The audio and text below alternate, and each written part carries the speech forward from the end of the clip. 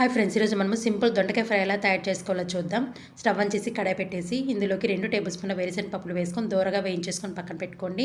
ఇప్పుడు అదే కడాయిలో 2 టేబుల్ స్పూన్ ఆయిల్ వేసుకోండి. ఇందులోకి జీలకర్ర, పచ్చిమిర్చి, కరివేపాకు వేసి మంచిగా ఫ్రై చేయండి. ఇవి మంచిగా ఫ్రై అయిపోయిన తర్వాత కట్ చేసి పెట్టుకున్న దొండకాయ ముక్కలు, కొద్దిగా పసుపు, ఉప్పు వేసేసి ఒకసారి బాగా కలిపేసుకొని మూత పెట్టేసి వీటిని బాగా మగ్గనివ్వండి.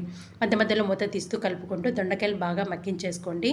ఇవి మగ్గేలోపు ఒక మిక్సీ జార్లోకి వేరుశనగ పప్పులు, 4 వెల్లుల్లిపాయలు, 1 టేబుల్ స్పూన్ కారము, కొన్ని కొబ్బరి ముక్కలు, కొద్దిగా ఉప్పు వేసేసి మెత్తగా మిక్సీ పట్టేసేసుకోండి. ఉప్పు అనేది కొంచెం చూసుకొని వేసుకోండి. దొండకాయలు అనేవి మంచిగా మగ్గిపోయినవండి. ఇప్పుడు ఇందులోకి మనం మిక్సీ పట్టుకున్న మిశ్రమాన్ని వేసేసి ఒకసారి బాగా కలిపేసేసుకొని మూత పెట్టేసి ఒక 2 నిమిషాలు ఉంచండి. ఒక 2 నిమిషాల తర్వాత కొత్తిమీర వేసేసుకొని ఒకసారి బాగా కలిపేసుకొని 1 నిమిషం తర్వాత స్టవ్ ఆపేసుకొని సర్వ్ చేసేసుకోండి. ఇది రసం సాంబార్లోకి సైడ్ డిష్కైనా బాగుంటుంది, లేకపోతే అన్నం చపాతీలోకైనా కూడా చాలా బాగుంటుందండి. ఒకసారి ఇలా ట్రై చేయండి. Thank you for watching.